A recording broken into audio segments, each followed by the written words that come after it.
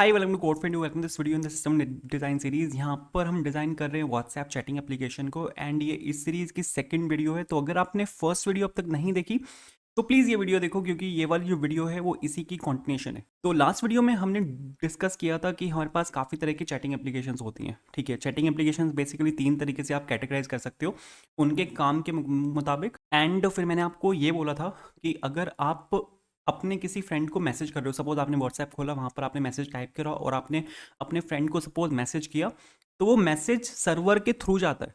वो message directly आपके दोस्त के पास नहीं जाएगा, बीच में एक सर्वर होता है।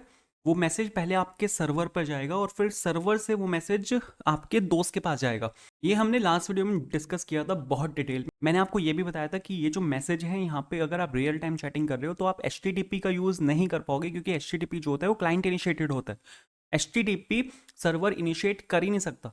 तो यहाँ से यहाँ पर तो आप मैसेज भेज दोगे, लेकिन सर्वर से आप रिसीवर को मैसेज कैसे भेजोगे, वहाँ पर इशू आएगा अगर आप HTTP का यूज़ कर रहे हो तो यहाँ पर मैंने आपको सॉल्यूशन दिया था कि यहाँ पर यूज़ होंगे वेब सॉकेट्स। वेब सॉकेट्स जो होते हैं वो बाई डायरेक्शनल होते हैं, तो वेब सॉकेट्स की हेल्प से आप ये काम कर सकते हो।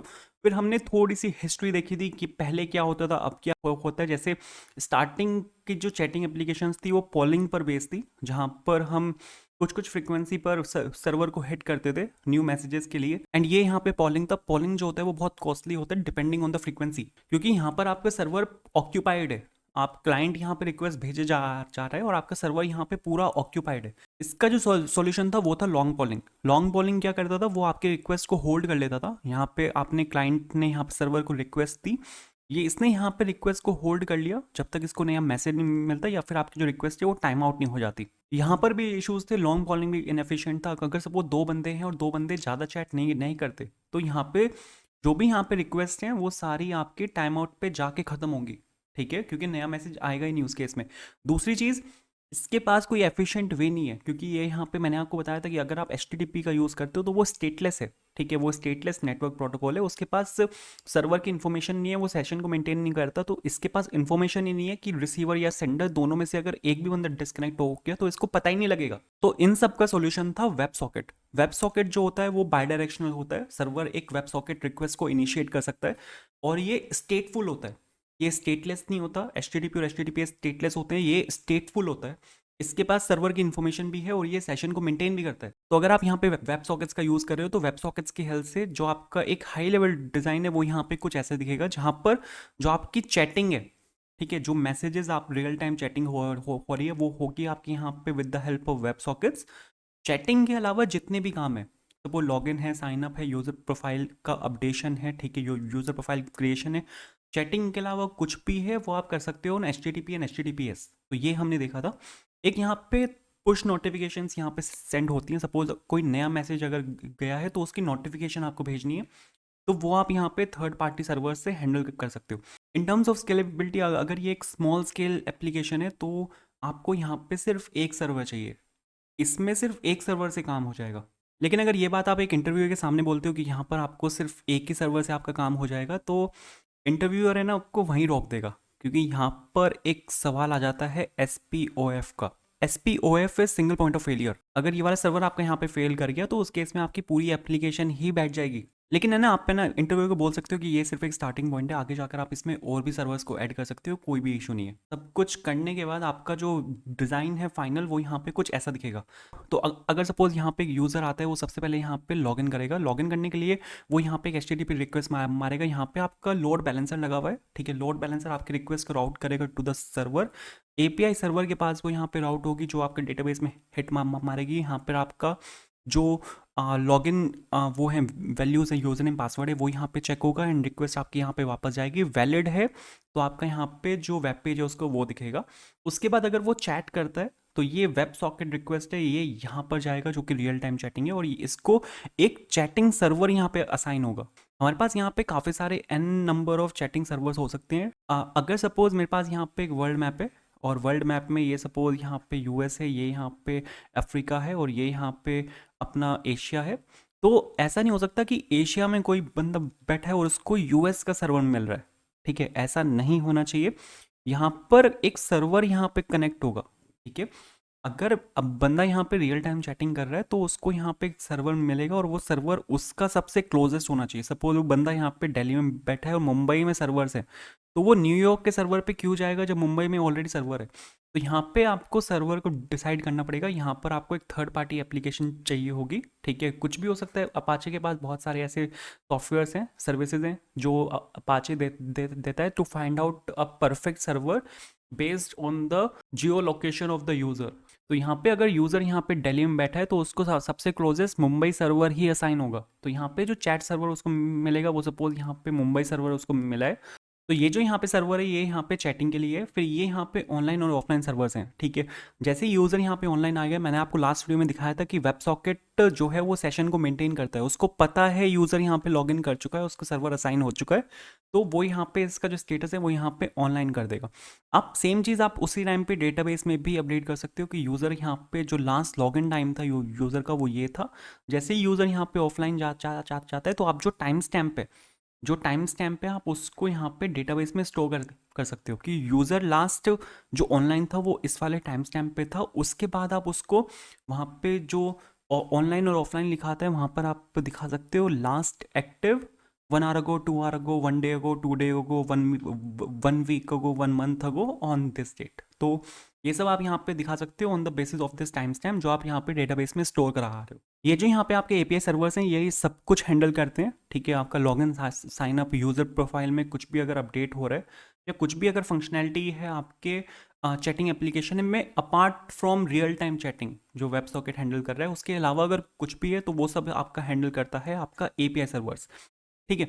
नोटिफिकेशन सर्वर्स जो होते हैं वो आपका नोटिफिकेशन को पुश करते हैं। ये वैसे एक सिस्टम डिज़ाइन का टॉपिक है, इसको भी कवर करेंगे नेक्स्ट वीडियो में, हम इसको भी देखेंगे जहाँ पर हम ये देखेंगे कि कैसे हम एक नोटिफिकेशन सर्वर को डिज़ाइन कर सकते हैं जो मिलियंस ऑफ यूज़र्स को एक साथ नोटिफिकेशन पुश करता है, ठीक है। तो ये भी हम देखेंगे, बट यहाँ पर सिंगल नोटिफिकेशन पुश होगी टू अ सिंगल यूज़र, क्योंकि अगर यहाँ पे 1-to-1 चैट है, एक बंदे ने दूसरे बंदे को मैसेज किया है तो दूसरे बंदे को एक नोटिफिकेशन जानी चाहिए कि इस बंदे ने आपको ये मैसेज किया। उस नोटिफिकेशन को आप यहाँ पे डेटाबेस में भी स्टोर कर सकते हो। मैंने आपको ये बोला था कि डेटाबेस जो होगा वो यहाँ पे की वैल्यू पेयर पर होगा।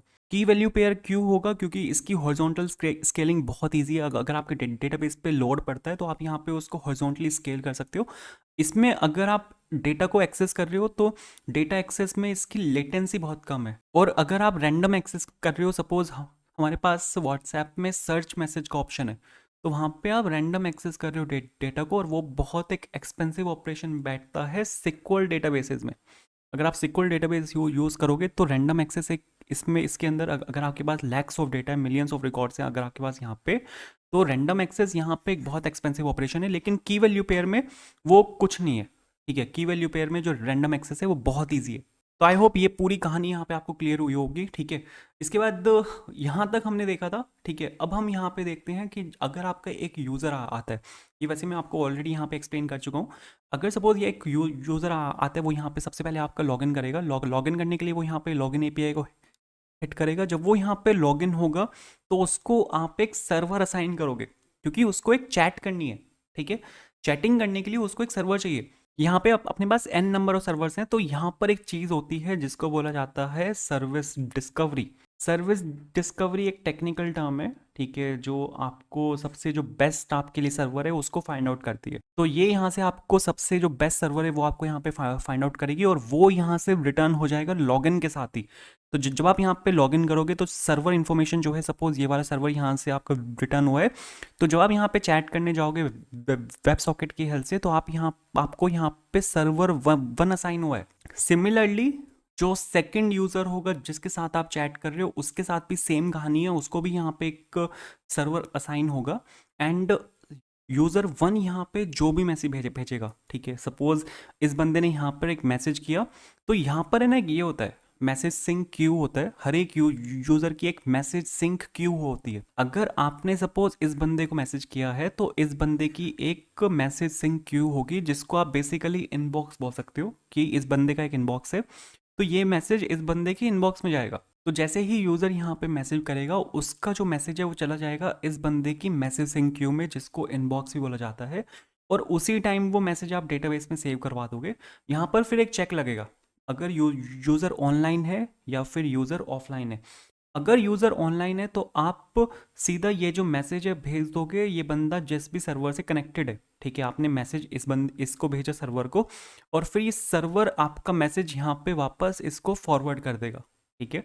जैसा कि मैंने आपको बताया था कि ये जो सर्वर है यहाँ पे ये आपका वेब सॉकेट के थ्रू कनेक्टेड है, वेब सॉकेट बाय डायरेक्शनल होता है, तो सर्वर आपका रिक्वेस्ट को फॉरवर्ड कर सकता है। ये होगा इन केस ऑफ अगर बंदा ऑनलाइन है। अगर बंदा ऑफलाइन है तो उस केस में तो इसके पास मैसेज जाएगा नहीं, तो आपको मैसेज कहीं पे स्टोर कराना पड़ेगा। मैसेज उस केस में आपका यहाँ पे डेटाबेस में स्टोर होगा, लेकिन उस केस में आप यहाँ पे इसको एक पुश नोटिफिकेशन भेजोगे, ठीक है। पुश नोटिफिकेशन यहाँ पे बंदे के पास जाएगी कि इस बंदे ने आपको मैसेज किया था जब आप यहाँ पे ऑफलाइन थे। तो हमने काफ़ी कुछ यहाँ पे कवर कर लिया है, ठीक है, हमने यहाँ पे काफ़ी कुछ कवर किया है। एक चीज़ रहती है बस, जो कि यहाँ पे ग्रुप चैटिंग है। ग्रुप चैटिंग भी इजी है, ग्रुप चैटिंग में भी कुछ नहीं है। ग्रुप चैटिंग में सपोज यहाँ पे मेरे पास एक यूज़र है, ठीक है। यूज़र जैसे ही आएगा उसको एक सर्वर मिलेगा, ठीक है, उसको यहाँ पे एक सर्वर मिला जैसे कि मैं आपको एक्सप्लेन कर रहा था।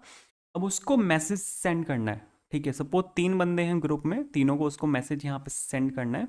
तो अगर यहाँ पे ये यूज़र 1 है, ये यहाँ पे यूज़र 2 है और ये यहाँ पे यूज़र 3 है, इसको दोनों को मैसेज यहाँ पे सेंड करना है ग्रुप में, बाकी दोनों बंदों को यहाँ पे मैसेज दिखेगा। तो यहाँ पर इन दोनों के पास भी एक मैसेज सिंक क्यू है, यहाँ पर इन दोनों के पास भी जो इनबॉक्स है मैसेज का वो है यहाँ पर।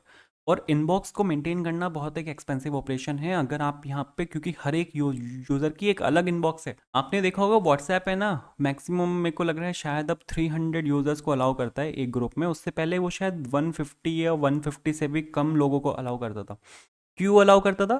क्योंकि हर एक यूज़र की एक मैसेज क्यू है, मैसेज सिंक क्यू है हर एक यूज़र की, और इसको मेंटेन करना बहुत मुश्किल है। अगर यहाँ पे 300 बंदे हैं तो ग्रुप में 300 बंदों की एक मैसेज सिंक क्यू होगी। 300 आपको यहाँ पे इनबॉक्स क्यू जो है उनको मेंटेन करना है, क्योंकि अगर एक बंदा अगर मैसेज करेगा तो वो तीनों बंदों के इनबॉक्स तो वो 300 बंदों के इनबॉक्स में जाएगा। आपको यहाँ पे क्या करना होता है, अगर मेरे पास सपोज यहाँ पे 300 बंदे हैं तो 300 बंदों के 300 इनबॉक्स हैं। एक बंदे ने भी अगर यहाँ पे मैसेज किया है तो आपको उस मैसेज को कॉपी करना है 300 इनबॉक्स में। तो ये हमने देखा जब यहाँ पे एक यूज़र मैसेज कर रहे हैं ग्रुप में तो वो यहाँ पे दोनों यूज़र्स के पास जाएगा।